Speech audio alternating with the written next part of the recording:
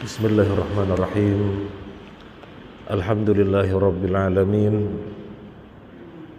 Wa bihi nasta'inu ala umuri dunya waddin. Wassalatu wassalamu ala asyrafil anbiya'i wal mursalin wa ala alihi wa ashabihi ajma'in. Wa la hawla wa la quwwata illa billahil aliyyil azim. Ya ayyuhalladzina amanu taqullaha haqqa tuqatih wa la tamutunna illa wa antum muslimun. Ya ayyuhan nasu taqu rabbakumul ladzi khalaqakum min nafsin wahidah wa khalaqa minha zawjaha wa batha minhuma rijalan katsiran wa nisaa'a wattaqullaha alladzi tasaaluna bihi wal arham innallaha kana 'alaikum raqiba. Ya ayyuhalladzina amanu taqullaha wa qulu qawlan sadida yuslih lakum a'malakum wa yaghfir lakum dhunubakum wa may yuti'illaha wa rasulahu faqad faza fawzan 'azima. Amma ba'du, fa in asdaqal hadits kitabullah wa khairal hadi hadi Muhammadin sallallahu alaihi wasallam wa syarrul umuri muhdatsatuha wa kullu muhdatsatin bid'ah wa kullu bid'atin dhalalah wa kullu dhalalatin finnar. Ma'asyiral muslimin rahiman wa rahimakumullah. Semoga Allah merahmati kita semuanya, amin ya rabbal alamin. Kita bersyukur kepada Allah azza wa jalla yang menjadikan kita memiliki hati-hati yang dicintakan kepada ilmu, sehingga kita senang hadir di majelis taklim. Majelis ilmu, majelis taklim, faedahnya banyak. Yang pertama, kita hadir di dalamnya, maka insya Allah kita berada di bawah malaikat dengan sayap-sayapnya yang dibentangkan. Yang kedua, kita berada di suatu upaya untuk dimudahkan prosesnya ke surga. Nabi sallallahu alaihi wasallam bersabda, "Man salaka tariqan yaltamisu fi ilman sahalallahu lahu bihi tariqan ilal jannah." Barang siapa yang menempuh jalan meninggalkan tempat kita menuju suatu majelis yang di situ kita menuntut ilmu, apa kata Nabi? Sahalallahu lahu bihi tariqan ilal jannah. Allah akan mudahkan baginya jalan menuju surga. Kemudian majelis ilmu adalah sarana yang paling baik untuk mengkondisikan keimanan kita, di mana keimanan naik turun dan butuh dikondisikan. Dan sebaik-baiknya pengkondisian keimanan adalah bermajelis ilmu. Di dalam majelis ilmu diperdengarkan ayat-ayat Al-Quran, diperdengarkan penjelasnya, yaitu hadis-hadis Nabi, maka hati akan menjadi lembut. Kalau hati sudah lembut, segalanya akan beres insya Allah. Tidak tanduknya, aktivitas lisannya, keputusannya, tindakannya, kebijakannya, semuanya berangkat dari kelembutan hati, maka mendatangkan kebaikan dan kemaslahatan insya Allah.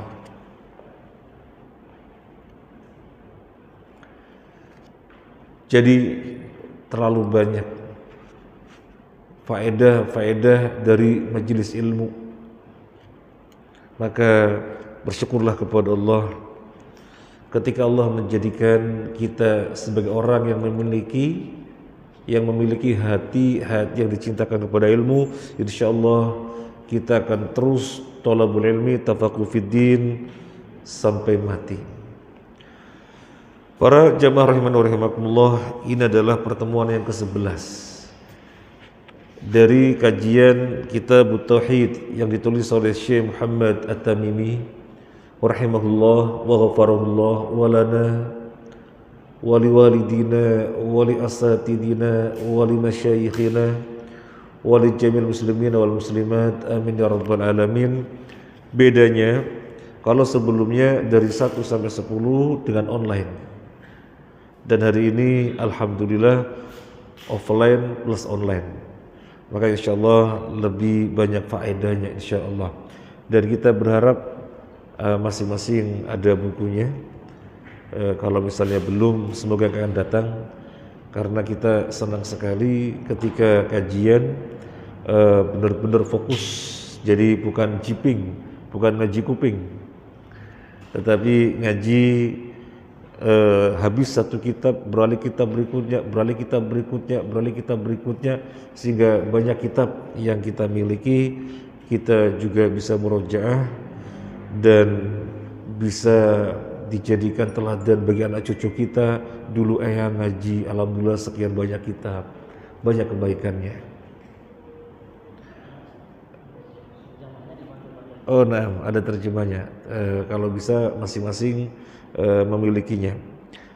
Sekarang bab yang ke-11, judulnya menyembelih binatang dengan niat karena Allah. Dilarang dilakukan di tempat yang dipergunakan untuk menyembelih binatang bukan karena Allah. Edisi terjemahannya panjang. Kalau edisi bahasa Arabnya, la yudbahu lillah bimakanin yudbahu fi li ghairillah.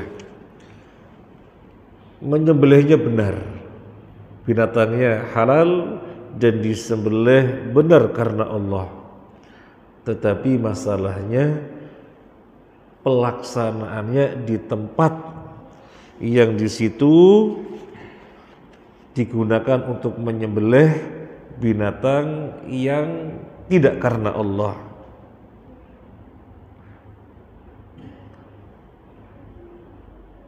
Yang disembelih sapi karena Allah, gak ada masalah, gak ada masalah.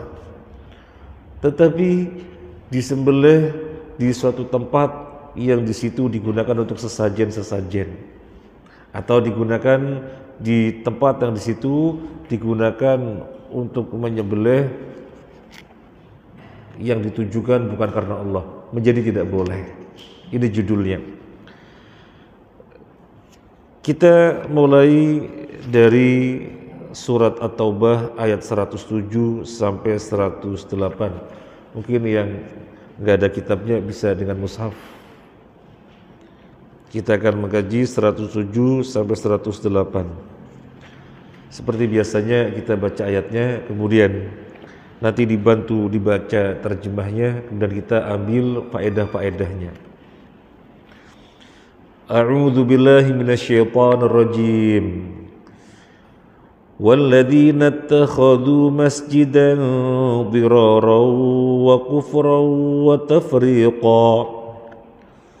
وتفريقا بين المؤمنين وإرصادا لمن حارب الله ورسوله من قبل ولا يحلفن إن أردنا إلا الحسنى والله يشهد إنهم لكاذبون.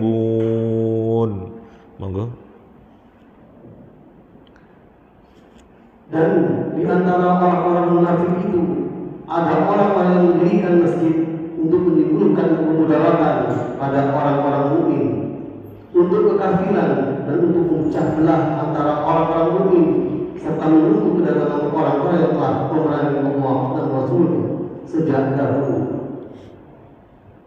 Mereka sesungguhnya bersumpah, kami tidak menghendaki selain kebaikan, dan Allah menjadi saksi bahwa sesungguhnya mereka itu adalah berdusta dalam sumpahnya. La taqum fihi abada, la masjidun usisa ala taqwa min awwali yawmin ahaqqu an taquma fihi rijalun yuhibbuna an yatatahharu wallahu yuhibbul mutahhirin. Janganlah kamu sholat dalam masjid itu selama-lamanya. Sesungguhnya masjid yang didirikan atas dasar takwa, Masjid Quba, sejak hari pertama adalah ibadah kamu sholat di dalamnya. Di dalamnya ada orang yang ingin membersihkan diri, dan Allah menyukai orang-orang yang membersihkan diri. Jazakallahu khairan. Ada masjid, tetapi Allah melarang Nabi sallallahu alaihi wasallam dan para sahabatnya untuk sholat di situ. Kata Allah, la takum fihi abada, jangan sholat di dalamnya abada, selama-lamanya. Masjid apa itu? Populer dengan sebutan Masjid Diror. Sehingga sampai sekarang pun istilah itu dipakai. Kalau ada masjid tidak ikhlas karena Allah, tapi untuk suatu tujuan tertentu, maka akan disebut dengan Masjid Diror. Karena bermula dari kejadian ini, Nabi SAW membuat Masjid Quba. Para jamaah haji dan jamaah umroh biasanya tidak terlewatkan untuk datang ke Masjid Quba. Kenapa? Karena fadilahnya besar. Berangkat dari hotel dalam keadaan sudah berwudu, suci, kemudian menuju Masjid Quba, di sana sholat 2 rakaat, maka pahalanya sama dengan umroh. Nabi SAW mendirikan Masjid Quba. Kemudian orang-orang munafik membuat masjid tandingan yang tidak jauh dari situ. Maka di sini disebutkan walladzina, dan mereka yang dimaksud orang-orang munafik, ittakhadhu masjidan, mendirikan masjid. Untuk apa? Untuk 4 tujuan. Yang pertama, diroron, menimpakan mara bahaya. Menimpakan mara bahaya untuk apa? Untuk Masjid Quba itu sendiri. Dia menyainginya. Makanya disebut Masjid Diror, karena dibangun untuk tujuan memudorotkan Masjid Quba. Tujuan yang kedua, kufron. Masjid ini dibangun karena kekufuran. Kufron billah, mengkufuri Allah, li'annahu yuqarriru fihi al-kufr, di mana di dalamnya dia menyatakan kekufuran. Bukan masjid sebagaimana yang kita bangun imanan, ini dibangun kufron karena pengingkaran kepada Allah. Kemudian watafriqa, untuk memecah belah antara siapa dan siapa, wa tafriqam bainal mu'minin, memecah belah antara kaum mukminin. Fabadalan min ay yusalliya fi masjid Quba saffun aw saffani yusalli fihi nisfu saff wal baquna fil masjidil akhar. Berapa orang yang salat di Masjid Quba? 2 saff misalnya. Dengan dibikin tandingannya, maka terpecah, ada yang ke sana, ada yang ke sana. Padahal yang dikehendaki di dalam syariat, kalau tempatnya masih satu wilayah, satu berdekatan, cukup satu masjid yang menghimpun orang-orang yang ada di situ. Ada apa dibikin di dekatnya masjid lagi? Memang tafriqa, tujuan untuk memecah belah di antara kaum mukminin. Kemudian wa irsada, untuk memata-matai. Bagi siapa? Siapa yang melakukan tindakan memata-matai? Liman haraballaha wa rasulahu min qabl, bagi orang-orang yang memusuhi Allah dan Rasulnya.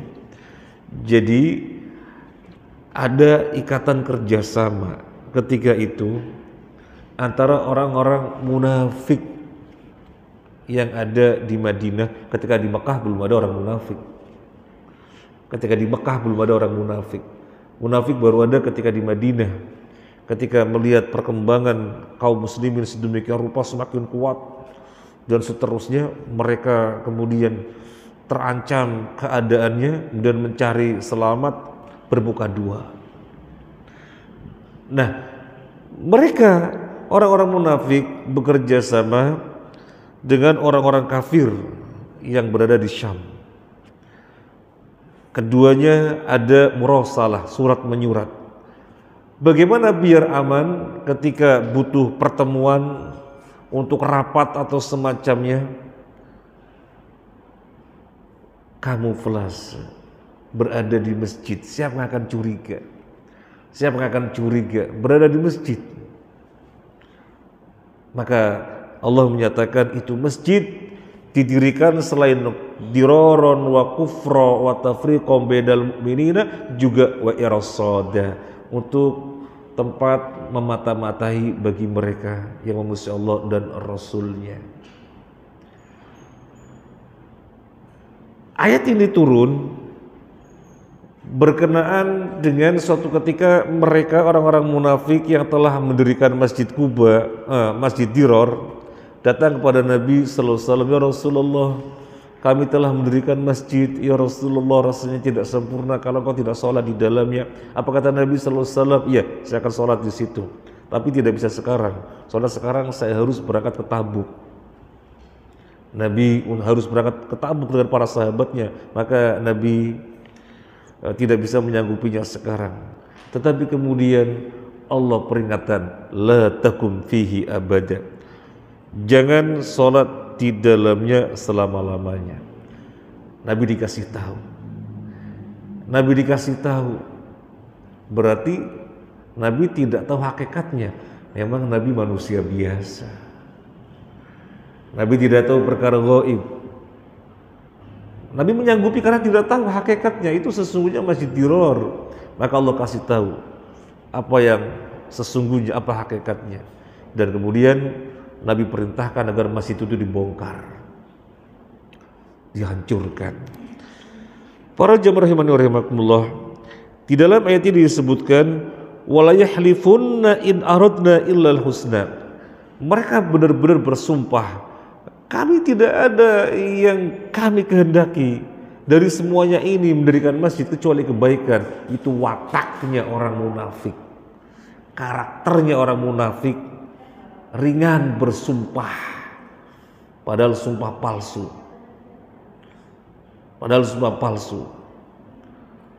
Kemudian kelanjutan ayat ini, wallahu yashhadu innahum lakadzibun. Allah bersaksi bahwasanya mereka itu benar-benar dusta. Kenapa mesti Allah menggunakan syahadah, persaksian? Allah bersaksi bahwasanya mereka adalah dusta. Kenapa? Karena urusan kemunafikan yang ada di dalam hati mereka ini perkara yang tidak ada diketahui. Zahirnya mereka itu muslim, di tengah-tengah kaum muslimin, hidup dengan syarat-syarat Islam yang ada di tengah-tengah kaum muslimin. Maka apa yang ada di hatinya gak ada yang tahu kecuali Allah. Oleh karena itu, karena ini perkara gaib di mana tidak ada yang tahu kecuali Allah, maka Allah di sini menggunakan redaksi wallahu yashhadu. Allah menyaksikan, meskipun itu perkara yang disembunyikan oleh mereka, bukan perkara zahir tapi perkara batin. Wallahu yashhadu, Allah menyaksikan. Karena bagi Allah tidak ada yang tersembunyi, sama aja urusannya bagi Allah. Perkara yang tampak atau tidak tampak bagi Allah sama saja, gak ada bedanya. Maka redaksinya dengan wallahu yashhadu. Perkara yang tersembunyi bagi kaum muslimin, tapi bagi Allah sama saja, wallahu yashhadu innahum lakadzibun. Jadi untuk menyatakan kedustaan mereka, di sini Allah menggunakan lafaz yashhadu. Karena gak ada yang tahu kecuali Allah. Dan urusannya bagi Allah sama saja, perkara sembunyi atau perkara jahar sama saja. Para jamaah rahimani wa rahimakumullah, kemudian di sini ketika Allah melarang Nabi untuk sholat di situ, Allah mengatakan la takum fihi abada. Jadi bukan sekedar la takum fihi, jangan sholat di dalamnya, bukan sekedar itu. Tetapi redaksi ayatnya adalah la takum fihi abada. Ini isyarat apa? Isyaratun ila anna hadzal masjid sayabqa masjida nifaqin. Ini sebagai isyarat dari Allah bahwasanya masjid tersebut selama-lamanya tidak akan pernah berubah menjadi masjid di atas ketakwaan, selama-lamanya akan menjadi masjid nifaq. Sehingga Allah ketika melarang Nabi untuk sholat di dalamnya tidak sekedar la taqum fihi, tidak, Tetapi la taqum fihi abada, berarti isyarat ini masjid selama-lamanya tidak akan pernah berubah menjadi kebaikan. Ini gak ada yang tahu kecuali Allah, ini perkara gaib. Dan Nabi dikasih tahu. Makanya kemudian Nabi putuskan agar dihancurkan itu masjid. Kemudian kelanjutan hadis ini, kelanjutan ayat ini, fihi rijalun yuhibbuna ayyatatahharu. Di dalamnya ada orang-orang yang senang untuk mensucikan diri, senang untuk bersuci. Di dalam masjid mana? Di dalam masjid Kuba. Oh, ada kelewatan ya, ada yang kelewatan. La taqum fi abada, la masjidun usisa ala taqwa. Sungguh ada masjid yang dibangun di atas ketakwaan. Kebalikannya masjid diror adalah masjid Kuba. Kalau masjid diror dibangun dengan diroron wa kufron wa tafriqon bainal mu'mina wirsoda, tapi ada masjid yang kebalikannya, usisa ala taqwa, dibangun di atas takwa. Min awali yaumin, sejak hari awal. Sejak kapan? Sejak dibangun hari pertama. Kapan? Dalam perjalanan Nabi Hijrah. Dalam perjalanan Nabi Hijrah, beliau berhijrah dari Mekah menuju Madinah. Sebelum sampai di Madinah yang sekarang ada Masjid Nabawi, Nabi singgah di Kuba terlebih dahulu, yang tidak jauh dari Masjid Nabawi. Nabi di situ membangun masjid. Jadi hijrah dari Mekah ke Madinah yang dilakukan Nabi pertama kali sebelum sampai di Madinah itu membangun masjid di tengah-tengah perjalanannya, yaitu Masjid Kuba. Selain membangun masjid, yang dilakukan Nabi adalah mempersaudarakan Muhajirin dan Ansar. 45 dari Muhajirin, 45 dari Ansar dipersaudarakan, bahkan saling mewarisi seperti saudara kandung yang kemudian dihapus saling mewarisinya, tetapi sebagai saudara seperti saudara kandung masih berlanjut. Nah, jadi sejak pertama kali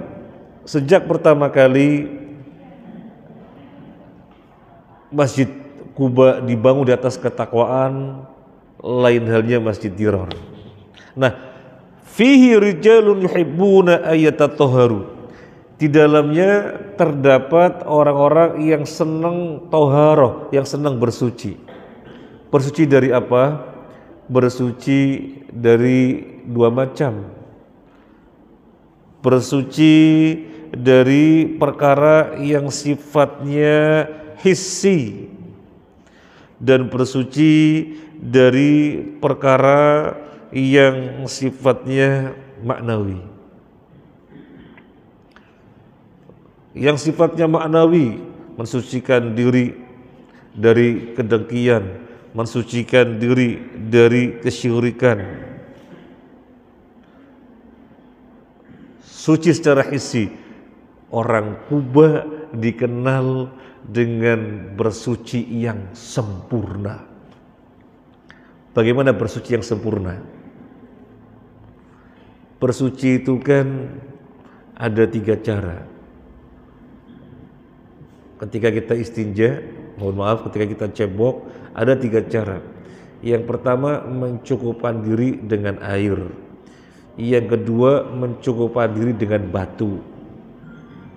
Yang ketiga, batu dulu, baru kemudian air. Ini yang sempurna. Yang kita lakukan selama ini itu bukan yang sempurna. Yang sempurna adalah dengan batu dulu, baru dengan air. Itu yang sempurna. Disusul dengan air saja, disusul dengan batu saja. Nah, orang-orang Kuba dikenal mereka bersuci sempurna, batu dulu, baru air. Ini bersuci secara hissinya, dan Allah abadikan di dalam Al-Quran, fihi rijalun yuhibbuna ayyatatahharu. Terkait kebalikannya dengan orang-orang munafik, Maka orang munafik tidak senang bersuci, dan orang munafik dinyatakan najis oleh Allah Azza wa Jalla. Di dalam surat At-Taubah ayat 95 Allah berfirman, yahlifuna billahi lakum idza qalabtum ilaihim litu'ridu anhum fa'ridu anhum innahum rijsun. Berpalinglah dari mereka orang-orang munafik, innahum rijsun, sesungguhnya mereka adalah rijsun, najis. Jadi kebalikannya dari orang-orang Kuba semuanya, masjidnya masjid Diror, Kuba masjidnya masjid dibangun di atas takwa. Mereka dinyatakan sebagai orang-orang yang najis. Orang Kuba malah dinyatakan orang yang senang toharoh, dengan toharoh yang sempurna. Wallahu yuhibbul mutahhirin, dan Allah mencintai orang-orang yang bersuci. Allah mencintai. Yang menyatakan Allah mencintai siapa? Allah sendiri. Berarti Allah punya sifat cinta, iya. Kita pun menetapkan sebagaimana Allah menetapkan untuk dirinya. Itsbatul mahabbah lillah, itsbatu sifatil hubbi lillah, menetapkan sifat cinta bagi Allah, karena memang Allah menetapkan sifat itu untuk dirinya. Bagaimana Allah mencintai? Tentunya yaliku bijalali wa uzmatihi. Cinta, bagaimana Allah mencintai? Allah mencintai orang-orang yang bersuci, maka cintanya sesuai dengan keagungan dan kebesarannya. Kita tidak kemudian ngotak-ngatik gimana Allah mencintai. Mencintai kan perkara hati. Masa menyamakan Allah dengan manusia punya hati begitu? Kemudian sebagian mereka mentakwil. Yang dimaksud mencintai di sini bukan mencintai dalam makna yang sesungguhnya. Yang dimaksud mencintai di sini adalah ats-tsawab wal iradah. Tsawab, memberikan balasan, baik balasan dengan suatu perbuatan atau suatu kehendak, yang jelas bukan cinta tetapi memberi balasan. Ini kata mereka mentakwil karena tidak mau mengakui Allah memiliki sifat cinta. Nah, itu tentunya tidak tepat, karena dia memahami sifat Allah dari diri mereka sendiri, padahal tidak pernah ada keterangan dari Nabi, dari para sahabat, dan yang ada adalah sebagaimana dijelaskan oleh para ulama, menetapkan sifat untuk Allah sebagaimana yang Allah tetapkan untuk dirinya, dan sebagaimana yang Nabi tetapkan untuk Allah, tanpa ta'til, tanpa tahrif, tanpa takyif, tanpa tamthil. Intinya Allah memiliki sifat cinta sesuai dengan keagungan dan kebesarannya. Kita nggak boleh mengutak-utik bagaimana cintanya, kayak apa cintanya. Kalau gitu jangan percaya, ta'til, atau menyamakan mungkin cintanya seperti ini, tidak boleh. Yang jelas kita menetapkan Allah punya sifat cinta. Demikian kandungan dari ayat ini. Kemudian apa yang terkait dengan bab kita? Apa yang terkait dengan bab kita? Menyembelih binatang karena Allah, berarti benar gak ada masalah, tetapi dilakukan di tempat yang di situ digunakan untuk menyembelih kepada selain Allah. Apa kaitannya? Wajhul munasabah minal ayat annahu lamma kana masjidud dirar mimma ittakhadha atau mimma uttukhidha lil ma'asi diraran wa kufran wa tafriqan bainal mu'minin nahallahu rasuluhu ayyakuma fihi fadalla ala anna kulla makanin yu'sa Allahu fihi annahu la yuqamu fihi fahadal masjid muttakhadun lis-salah lakinnahu mahallu ma'siyatin fala tuqam fihi as-salah.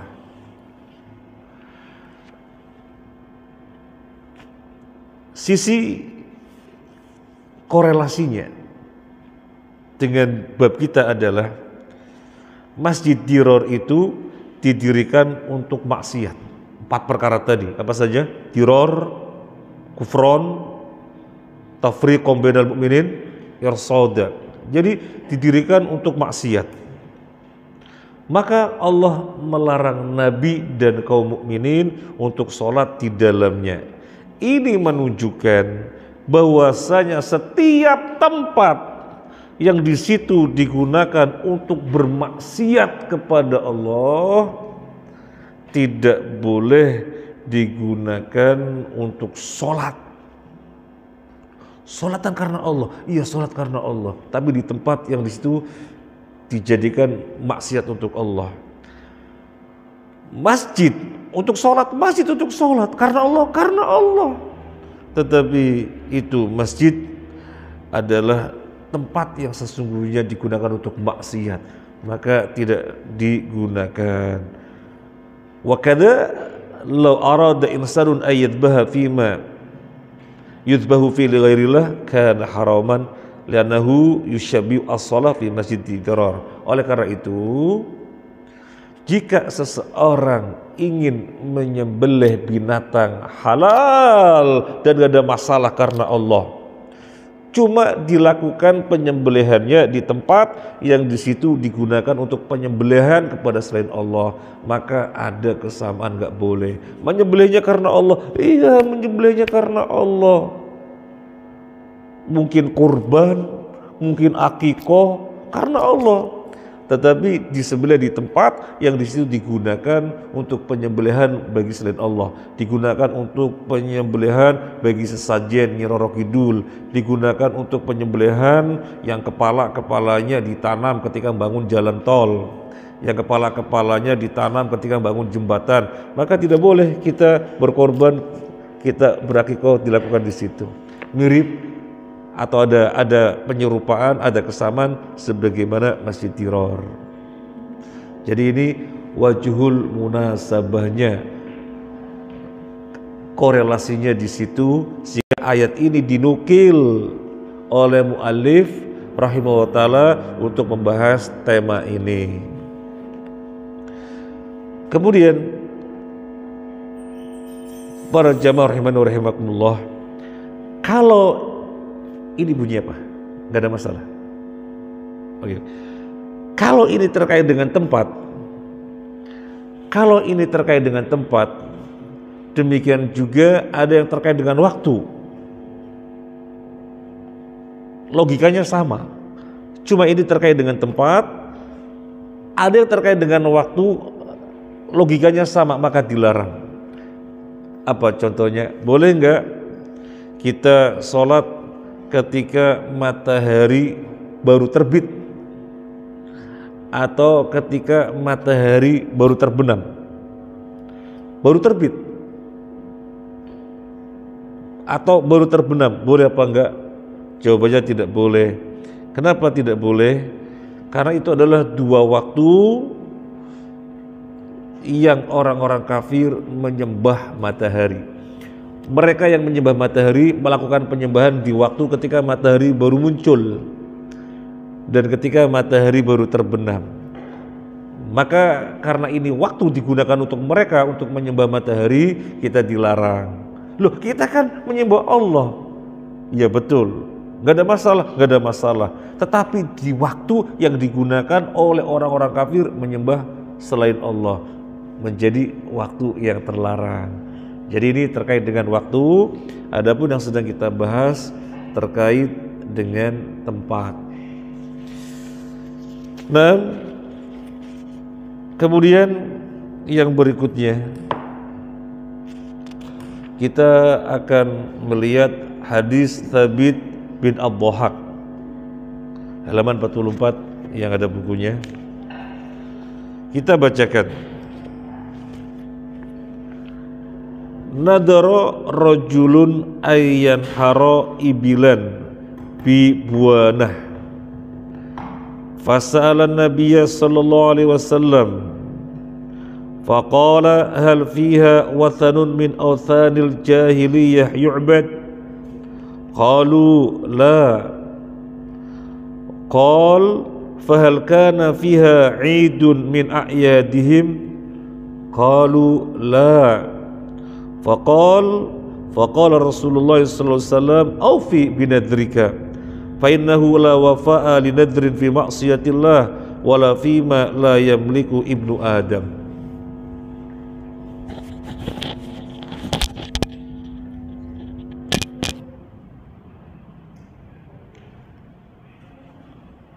Artinya Sabit bin Abdah radhiyallahu anhu menuturkan, ada seseorang yang bernazar akan menyembelih seekor unta di buana. Lalu orang itu bertanya kepada Nabi Sallallahu Alaihi Wasallam. Nabi pun bertanya, apakah di tempat itu pernah ada salah satu dari berhala-berhala jahiliyah yang disembah? Para sahabat menjawab, tidak. Beliau bertanya lagi, dan apakah di tempat itu pernah melaksanakan salah satu perayaan hari raya mereka? Mereka menjawab, tidak. Maka Rasulullah Sallallahu Alaihi Wasallam bersabda, penuhilah nazar itu, karena sesungguhnya tidak ada pemenuhan nazar dalam bermaksiat kepada Allah dan para perkara yang luar hak milik seseorang. Ada orang bernazar. Nazarnya apa? Nazarnya menyembelih onta di suatu tempat namanya buana. Kemudian dia bertanya kepada Nabi Sallallahu Alaihi Wasallam. Nabi tidak langsung menjawab. Ketika ada orang mengatakan nadar menyembelih onta di suatu tempat yang namanya buana, Nabi tidak langsung menjawab, tapi Nabi bertanya terlebih dahulu, hal fiha wathanun min awthanil jahiliyyati yu'bad, apakah di tempat itu yang namanya buana ada berhala-berhala jahiliyah yang disembah? Qalu, mereka menjawab, lah, enggak ada. Kemudian Nabi bertanya lagi, fahal kana fa'idun min a'yadihim, apakah di situ digunakan untuk perayaan dari antara perayaan-perayaan mereka? Qalu, mereka menjawab, la. Faqala Rasulullah sallallahu alaihi wasallam, setelah terang datanya demikian, digunakan untuk menyembah berhala tidak, kemudian digunakan untuk perayaan dari antara perayaan mereka juga tidak, maka Nabi mengatakan aufi binadrika, tunaikan nadarmu. Fa innahu la wafa'a li nadrin fi ma'siyatillah, karena tidak boleh memenuhi nadar yang dia itu bermaksiat kepada Allah. Wala fi ma la yamliku ibnu Adam, dan tidak ada nadar pada perkara yang bukan merupakan miliknya. Para jamaah rahimakumullah, dari hadis ini ada beberapa faedah yang bisa kita ambil sampai nanti mengerucut apa keterkaitannya dengan tema kita, dengan bab kita. Yang pertama sekarang tentang nadar. Apa sih pengertian nadar? Nadar itu maksudnya adalah ilzamul mukallaf nafsahu lillahi syai'an ghairu wajib. Mukallaf artinya orang yang dewasa, kita semuanya mukallaf kecuali yang kecil belum mukallaf. Kita semua orang dewasa mewajibkan diri dengan sesuatu yang sesungguhnya bukan merupakan kewajiban. Itu namanya nadar. Mewajibkan diri dengan sesuatu yang sesungguhnya tidak berkewajiban, tetapi menjadi wajib karena dia telah mewajibkan untuk dirinya. Ini nadar. Nadar hukum asalnya makruh. Nadar hukum asalnya makruh.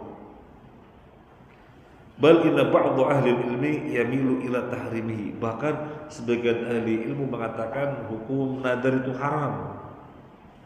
Hukum nadar itu haram. Tetapi para ulama yang lainnya mengatakan hukum asalnya adalah makruh. Kenapa makruh? Karena Nabi sallallahu alaihi wasallam Nabi melarangnya, dan beliau bersabda, la ya'ti bi khairin wa innama yastakhriju bi minal bakhil. Nadar tidaklah mendatangkan kebaikan, tetapi yang lahir darinya adalah kebakhilan. Orang bernadar gak ada baiknya. Orang bernadar gak ada baiknya. Justru yang ada menghantarkannya menjadi orang bakhil. Kenapa demikian? Orang bernadar berarti dia baru berbuat kebaikan dengan persyaratan. Apa bukan bakhil tuh? Mau berbuat baik pakai persyaratan-persyaratan. Ya Allah, kalau Engkau beri aku kemudahan sehingga bisnisnya lancar, nanti aku akan memberi santunan anak yatim. Mau memberi santunan anak yatim pakai persyaratan, kalau bisnisnya dilancarkan oleh Allah, maka bakhil. Ya Allah, kalau saya sukses dengan IP sekian, saya akan memberi santunan untuk orang-orang du'afa. Mau menyantuni orang du'afa pakai persyaratan, ini bakhil. Maka nadar tidak mendatangkan kebaikan, sehingga hukum asalnya adalah makruh. Dia menjadi wajib ketika seseorang sudah menyatakannya.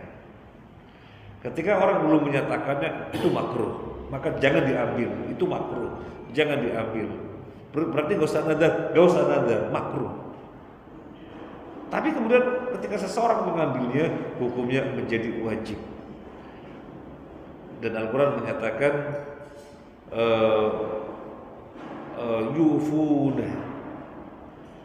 yufuna, gimana ayatnya? Yufuna tentang orang-orang yang baik. Walladzina yufuna, gimana ayatnya? Itu dalam juz 9, orang-orang yang memenuhi nadarnya. Loh, kok disebut baik orang yang memenuhi nadarnya? Karena dia telah menyatakan, karena dia telah mewajibkan untuk dirinya dan dia menunaikannya. Nah, sisi baiknya di situ. Sisi baiknya di situ. Tetapi kalau belum bernadar, sebaiknya tidak nadar karena hukum asalnya adalah makruh. Dan kenapa dikatakan tidak ada baiknya? Layak bi khair, kata Nabi. Secara umum, orang setelah nadar biasanya menyesal. Kenapa? Ketika Allah wujudkan apa yang menjadi keinginannya, kemudian dia merasa berat untuk melakukannya. Waduh, kenapa dulu pakai nadar ya? Akhirnya merasa berat. Maka tidak ada kebaikannya. Kemudian kenapa tidak ada kebaikannya? Tajiduhu yaddaru ka'annahu yaqulu innallaha la yan'am 'alaihi bi jalbi khair aw tabi darar illa bi hadzal nadar. Kenapa tidak ada kebaikannya? Ketika orang bernadar, maka kita melihatnya seakan-akan dia itu memahami Allah tidak akan memberikan kenikmatan kecuali dengan persyaratan ini. Wah, ada orang nadar, maka kita melihat kondisinya seakan-akan yang dia pahami gak akan ada kenikmatan yang Allah turunkan kecuali dengan suatu persyaratan. Allah menurunkan nikmat tidak perlu ada persyaratan. Innallaha huwar razzaq dzul quwwatil matin. Allah zat yang beri rezeki, memiliki kekuatan, dzul quwwatil matin. Allah zat yang arhamur rahimin, rahmatnya sangat luas sekali. Allah memiliki 100 rahmat. Satu bagian dari 100 itu dibagikan di antara makhluknya, sehingga makhluk-makhluk yang mencurahkan kasih sayang, anak kepada orang tuanya, menyayanginya orang tua kepada anaknya, sampai kuda ketika anaknya menyusu kakinya diangkat biar tidak sampai nginjek anaknya. Itu menggunakan rahmat Allah yang cuma satu. Mana 99? Ada pada Allah. Lo kok pakai persyaratan agar Allah dengan nikmat? Nah, yang terjadi demikian. Orang bernadar seakan-akan yang dia pahami Allah gak akan melakukan kebaikan kecuali dia bersyarat terlebih dahulu. Maka gak ada baiknya, gak usah nadar. Tapi kalau sudah terjadi, wajib dilakukan. Nah, ini pengertian nadar.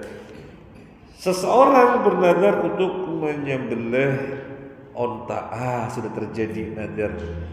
Tetapi dia akan menyembelihnya di buana, kemudian bertanya kepada Nabi. Nabi tidak langsung jawab. Ini adalah adab mufti atau SOP-nya mufti, orang yang berfatwa. Jangan berfatwa sehingga masalahnya benar-benar terang, sehingga masalahnya benar-benar terang. Maka ditanya dulu, setelah datanya lengkap dan kesimpulannya jelas baru jawab. Gimana ya Rasulullah, saya bernadar menyembelih onta di buana. Maka Nabi bertanya, di buana itu apakah ada berhala-berhala jahiliyah? Mereka menjawab, nggak ada. Mungkin kita jadi bingung. Ini yang bertanya satu orang, kok di sini disebutkan mereka menjawab, menunjukkan pertanyaannya diajukan di majelis. Jadi yang bertanya satu orang, sa'alan Nabi, orang bertanya, tapi kemudian hadisnya menunjukkan mereka menjawab. Nggak ada ya Rasulullah, di buana nggak ada demikian. Berhala jahiliyah tidak ada, nggak ada penyembahan berhala jahiliyah. Nabi bertanya lagi, kalau begitu, apakah di dalamnya digunakan untuk perayaan dari antara perayaan-perayaan mereka? Enggak ya Rasulullah, enggak ada suatu perayaan apapun dari antara perayaan mereka. Kalau begitu silakan tunaikan nadar. Nah, ketika jelas bahwasanya itu tempat steril, tidak ada berhala yang disembah di situ dan tidak digunakan untuk perayaan, nyata-nyata steril, silahkan, monggo tunaikan nadarmu. Silakan tunaikan nadarmu. Kemudian Nabi memberikan arahan, fa innahu la wafa'a li nadrin fi maksiatillah. Sesungguhnya tidak boleh memenuhi nadar di dalam perkara yang bermaksiat kepada Allah dan di dalam apa yang seseorang tidak memilikinya. Baik, ada beberapa faedah yang bisa kita ambil dari hadis ini. Disebutkan di sini wathanun. Wathanun artinya berhala. Hal fiha wathanun min awthanil jahiliyah. Nah, kalau antum punya bukunya kan lebih enak lagi belajarnya karena lihat tulisannya begitu ya. Dan ini metode ngaji kita ya, biar nggak sekedar jiping, biar lebih mendalam dan faedahnya lebih banyak. Karena ya kalau orang yang baru ngaji biasanya dengan jiping sudah cukup, poin-poinnya apa itu. Tapi kalau orang sudah lama ngaji biasanya ada peningkatan-peningkatan terkait dengan bahasa, itu penting sekali. Nah, hal fiha wathanun min awthanil jahiliyah. Apakah di dalam terdapat wathan? Wathan artinya berhala. Apa bedanya dengan sonam? Sonam juga berhala. Wathan itu berhala lebih umum. Batu yang dijadikan berhala, kayu, pohon, apa yang dijadikan berhala, itu wathan. Tapi kalau sonam, berhala yang lebih khusus, berhala yang sudah diolah oleh tangan-tangan manusia, dipahat atau semacamnya, itu sonam ya, itu sonam.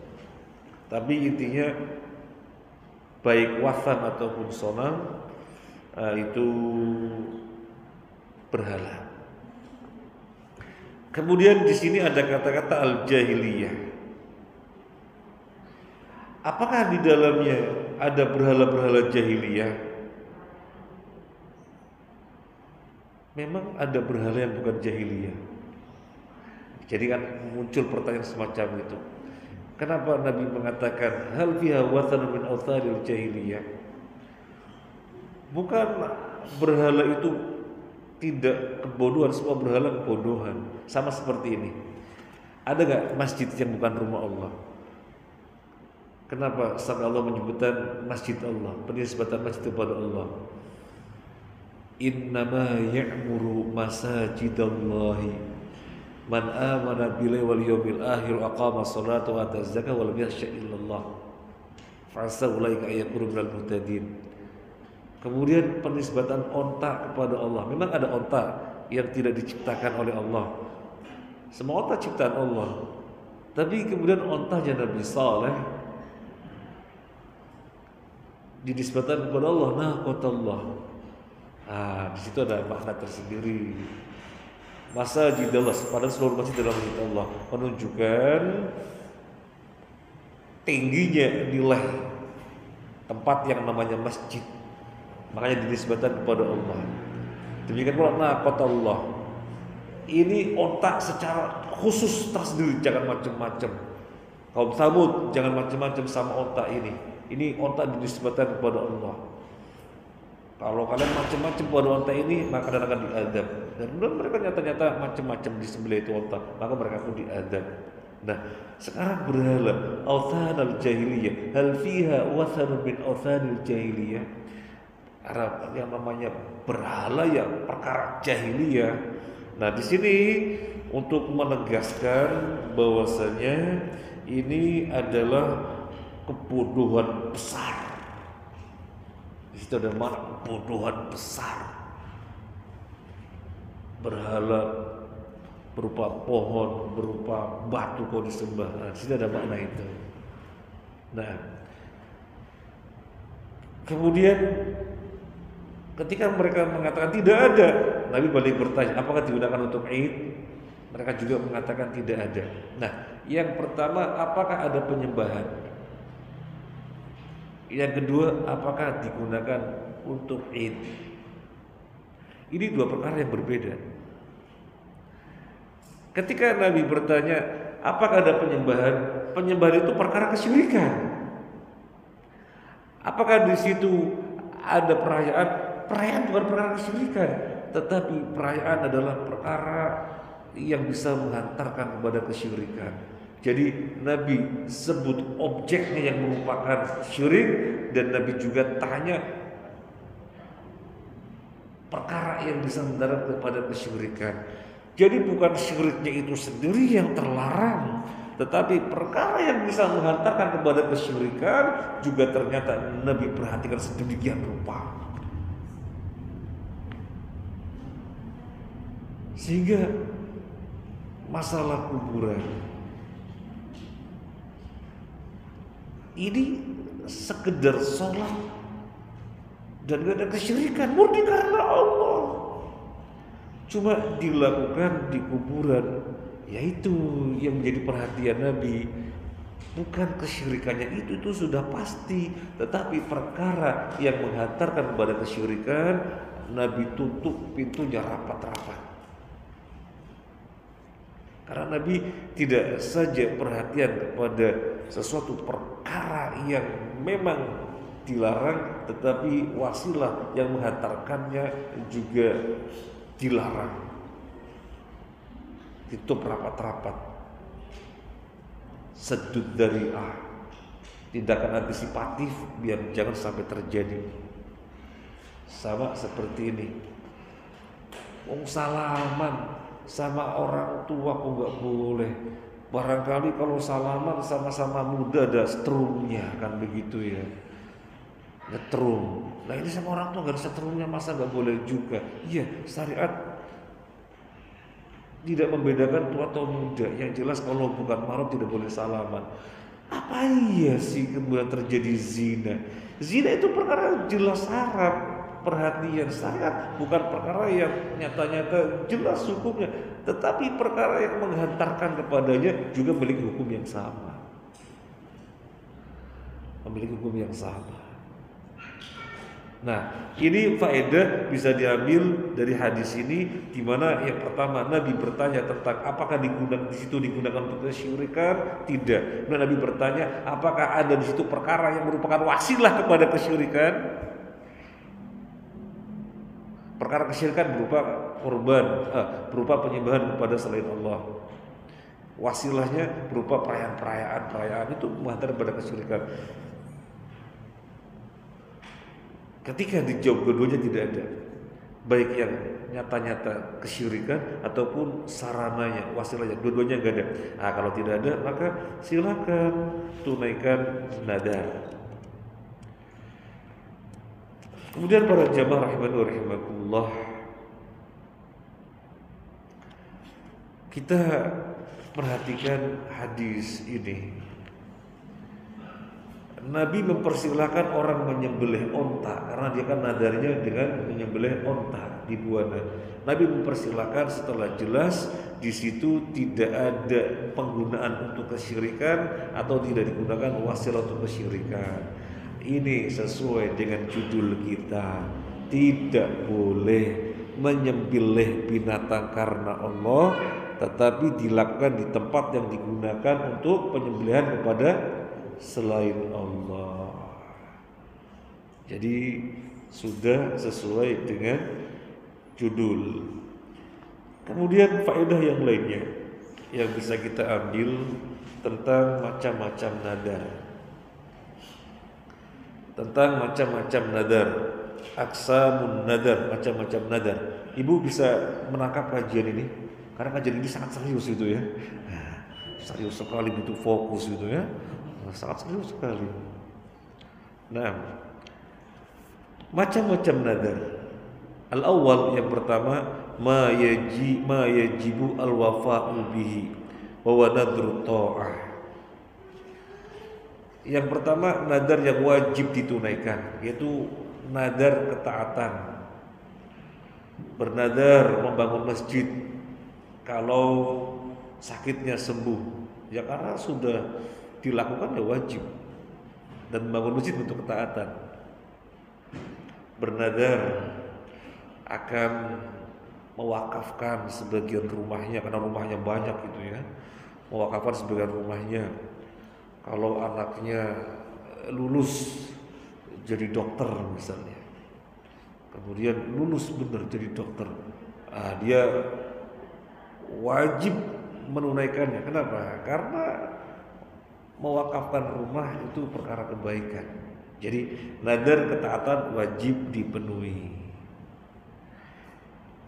Nabi sallallahu alaihi wasallam bersabda, "Man nadara ayyuti Allah fal yuti'hu." Barang siapa yang bernadar untuk mentaati Allah, maka penuhilah. Nadar yang kedua, ma yahrumu al-wafa'u bihi. Nadar tetapi haram penunaiannya. Nadar tapi haram dilakukan, yaitu kebalikannya, nadrul maksiyah, nadar untuk maksiat.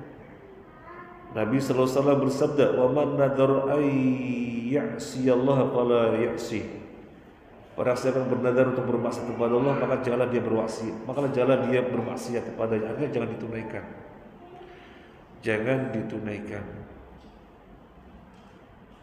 Bernadar kalau berhasil nanti akan ganggu tetangga. Mana tuh? Kalau berhasil akan ganggu tetangga. Kan ini nadar, ya nadar. Nadar wajib ditunaikan. Betul. Kalau nadarnya tak ketaatan, kalau nadarnya kemaksiatan tidak boleh. Terus gimana kalau tidak ditunaikan? Soalnya kalau ditunaikan nadar maksiat. Kalau tidak ditunaikan, ya kalau ditunaikan ya nggak mungkin itu maksiat. Terus kalau ditunaikan gimana? Kalau tidak ditunaikan gimana? Kan sudah janji. Nadar kan janji. Gimana? Tidak boleh dilakukan karena itu maksiat, dan dia harus bayar kafarat karena janjinya.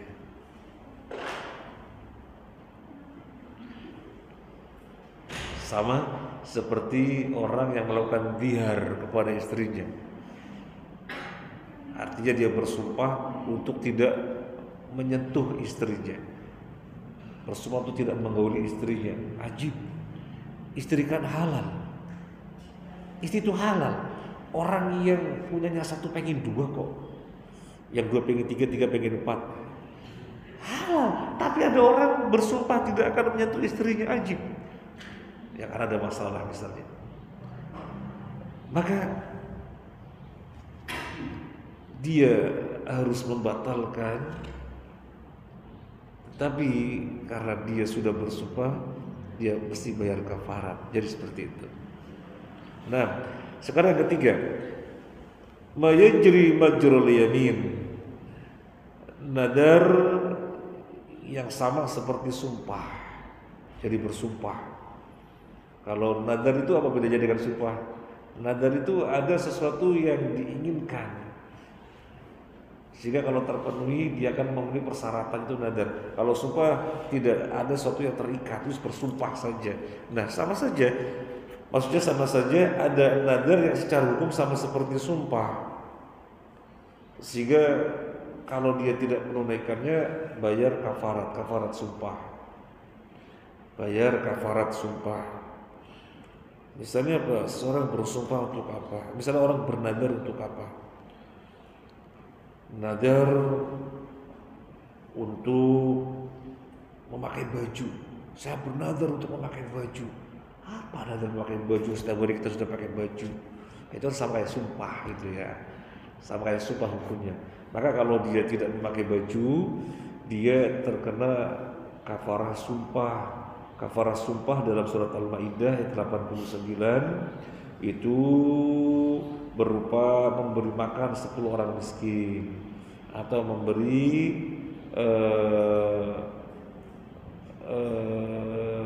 pakaian kepada mereka, atau bebaskan budak. Kalau enggak ada semuanya tadi, maka boleh puasa 3 hari. Nah, ini surat Al-Maidah ayat 89. Kemudian yang ketiga, ada nadar tetapi disebutannya nadarul ghadab, nadar emosi. Misalnya 2 orang berseteru, berhasil, gak mungkin berhasil kalau begitu. Kawannya ngotot, berhasil, dia ngotot lagi, gak mungkin. Kalau berhasil, ya, kalau berhasil, aku tak puasa 1 tahun.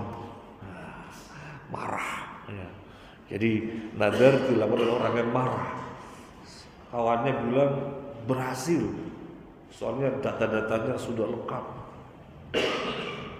Dia bilang gak mungkin berhasil, gak mungkin. Nah, kalau berhasil, aku tak puasa 1 tahun. Wah, gitu. Merepotkan diri puasa 1 tahun itu ya. Soalnya mau menegaskan bahwa itu gak mungkin berhasil. Ternyata berhasil. Ayo puasa 1 tahun. Ayo puasa 1 tahun. Dia mesti memenuhi puasa 1 tahun. Kalau misalnya ternyata tidak, ya dia membayar kafarat seperti kafaratnya orang sumpah. Jadi macam-macam nadar. Nadar taat, nadar maksiat, nadar yang seperti hukumnya orang sumpah, dan nadar karena marah. Nah, kemudian para jamaah rahimani wa rahimakumullah, yang berikutnya disebutkan tidak ada nadar pada maksiat kepada Allah, dan tidak ada nadar pada sesuatu yang seseorang tidak memilikinya. Ya jelas, aku bernadar kalau lulus ini rumah buat kamu. Rumahnya sopo? Ya, sampai seperti ini juga dibahas ya. Karena jangan sampai orang merasa nadar itu sumpah dan wajib ditunaikan. Maka biar tidak terjadi kekacauan, syariat sudah mengantisipasi. Tidak ada nadar pada sesuatu yang bukan merupakan miliknya. Syariat itu lengkap, tidak ada yang tidak lengkap. Baik, Kemudian sekarang mengerucut atau menegaskan apa kaitannya hadis ini dengan bab kita.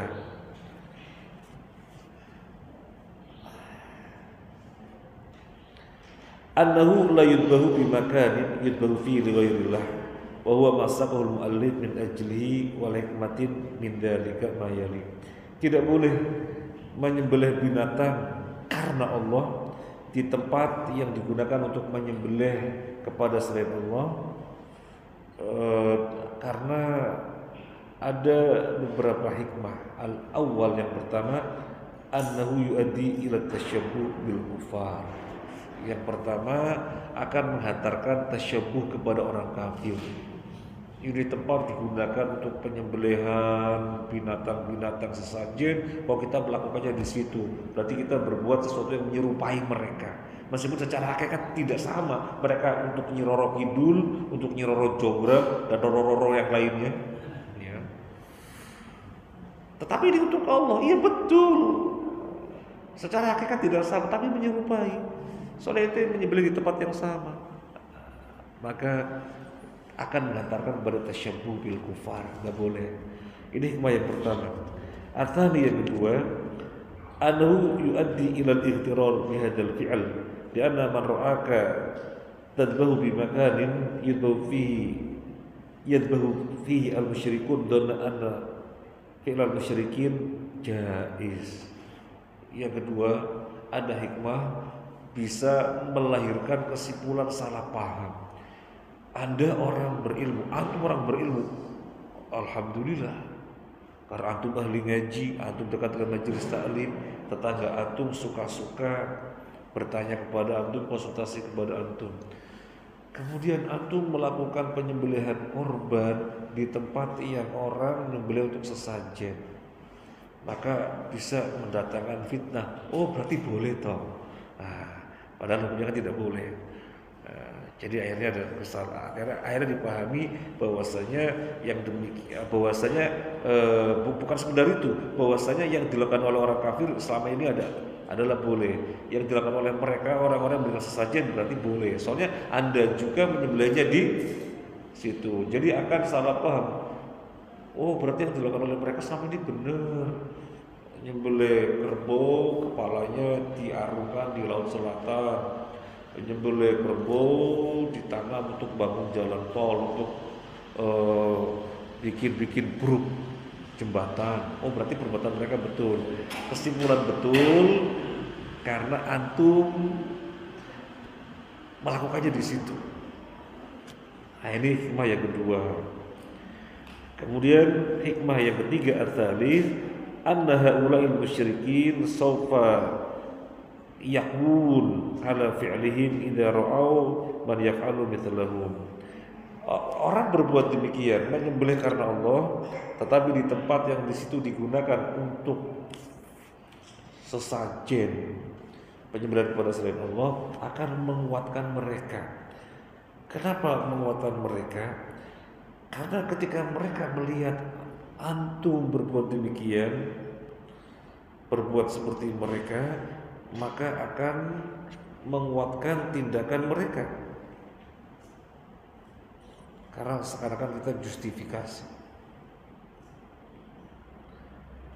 dan mempopulerkan tempat itu, karena kita juga gunakan. Di mana Allah berfirman di dalam surat At-Taubah, wala yaqauna mawti'an yaghidul kuffar wala yanaluna min adlin illa kutiba lahum amalun saleh.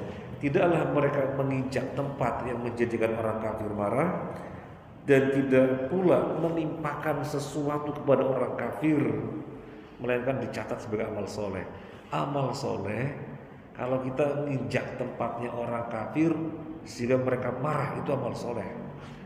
Atau kita menimpakan sesuatu kepada orang kafir sehingga mereka kemudian marah bahaya, ini amal soleh. Ini dalam konteks jihad. Maka kalau begitu, kebalikannya, jangan sampai berbuat yang menjadikan mereka kemudian kuat. Kita gunakan tempatnya untuk menyembelih jadi populer. Oh, tempatnya digunakan oleh kaum muslimin dan seterusnya. Ya, jadi akan menguatkan mereka, tidak boleh.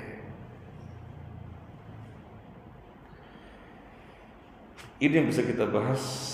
Jadi biasanya memang setiap kali pertemuan satu bab. Ini bab 11 dinukilkan surat At-Taubah 1718 dan hadis satu hadis Bukhari dan Muslim.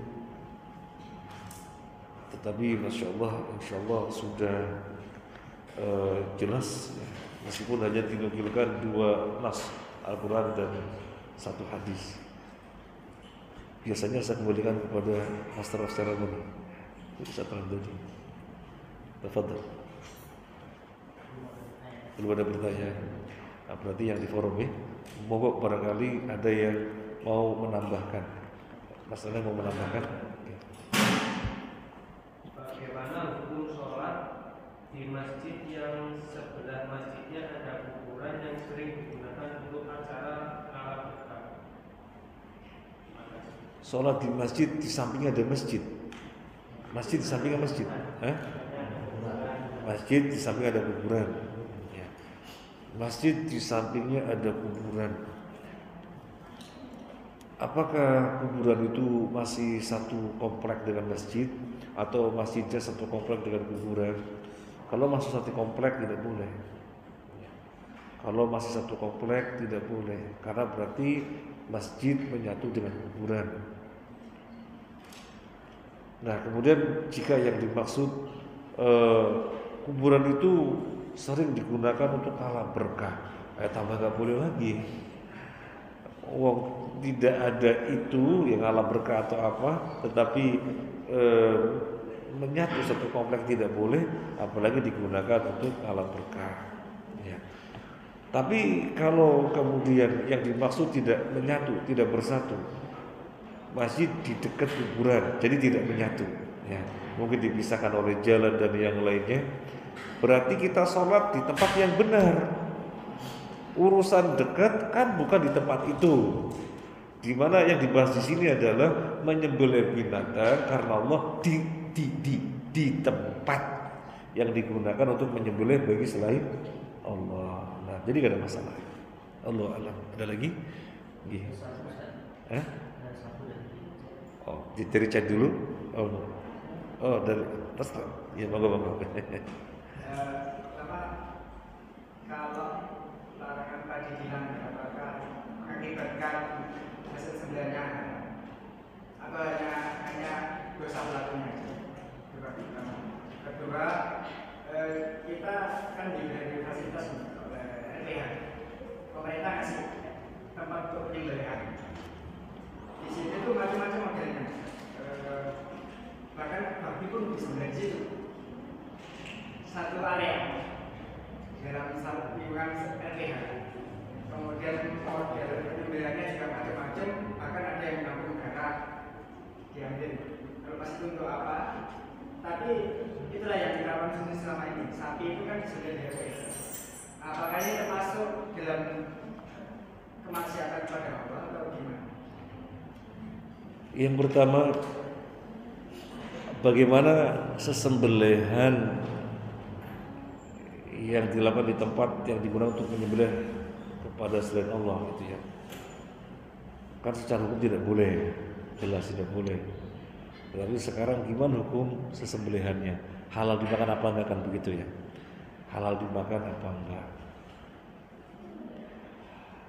Halal atau sah itu pengertiannya adalah idza istaufa ar-ruknu wasyartu. Ketika terpenuhi syarat dan rukunnya. Nah, sekarang syarat-syaratnya sudah terpenuhi, rukun-rukunnya terpenuhi, terputus 3 urat, oh berarti terpenuhi, membaca bismillah terpenuhi, kemudian tidak untuk sesajen terpenuhi, berarti halal. Loh, tapi kan pelasannya di situ. Ya, halal berbarengan dengan maksiat yang dilakukan. Sama seperti orang sholat yang di situ ada kuburannya, sholatnya sah apa enggak? Sah. Karena bicara masalah sah itu idza istawfa ruknu wa syartu. Kalau terpenuhi rukun bersyarat maka berarti sah. Nah, tapi berbarengan dengan sahnya sholat, dia berbuat maksiat, yaitu sholat yang di tempat yang terlarang. Sholat di tempat yang terlarang.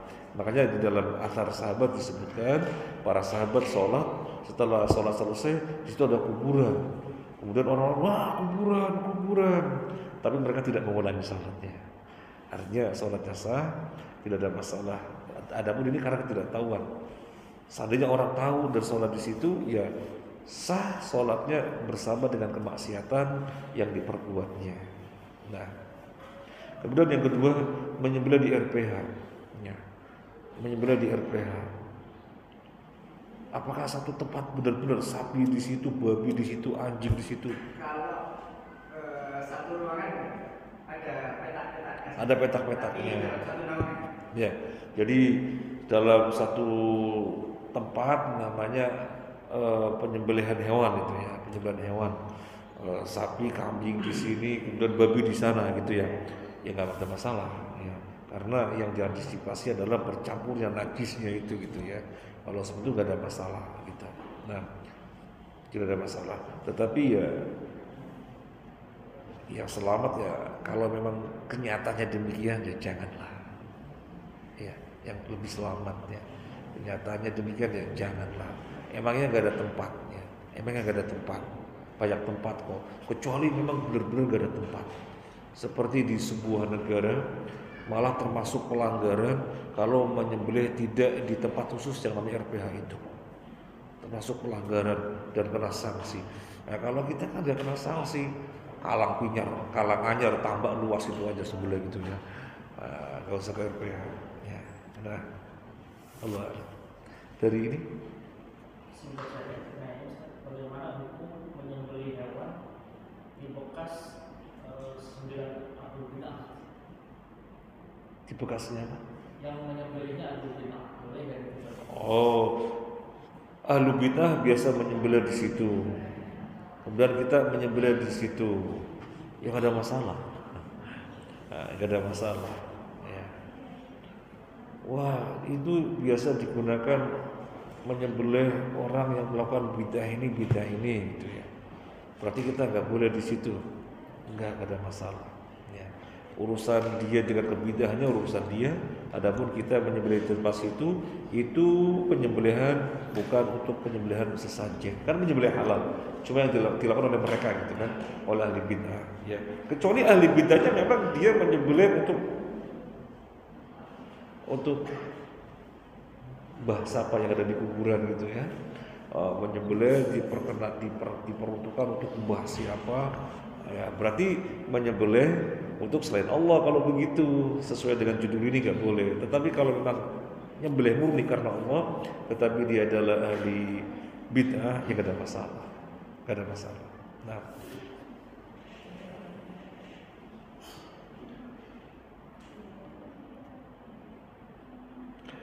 orang ahli bid'ah dia menjadi imam, kita jadi makmum boleh apa enggak? Kalau bid'ahnya bukan bid'ah mukafirah, ya kita jadi makmum. Tapi kalau kita tahu bid'ahnya mukafirah, bid'ah yang bisa membatalkan keselamatannya, maka kita tidak bermakmum. Nah, ada lagi katanya? Sudah cukup? Sudah malam? Apa jalannya macet? Pada Isa nggak macet? Kalau pada Maghrib macet. Iya. Ini saja bisa kita sampaikan, semoga bermanfaat ya. Semoga bermanfaat dan semoga menguatkan tauhid kita, karena yang masuk surga tanpa hisab itu orang yang tauhidnya bahasa kita 24 karat. Tauhidnya 24 karat, maka harus terus diasah. Terima kasih atas kebersamaannya. Mohon maaf atas hal-hal yang kurang berkenan. Subhanakallahumma wa bihamdika asyhadu an la ilaha illa anta astaghfiruka wa atubu ilaik. Sebelum ditutup, barangkali saya bisa berpesan kembali, kiranya bisa dimiliki buku ini. Kalau nggak salah aja 28 ribu, kalau nggak salah. Nah, assalamualaikum warahmatullahi wabarakatuh.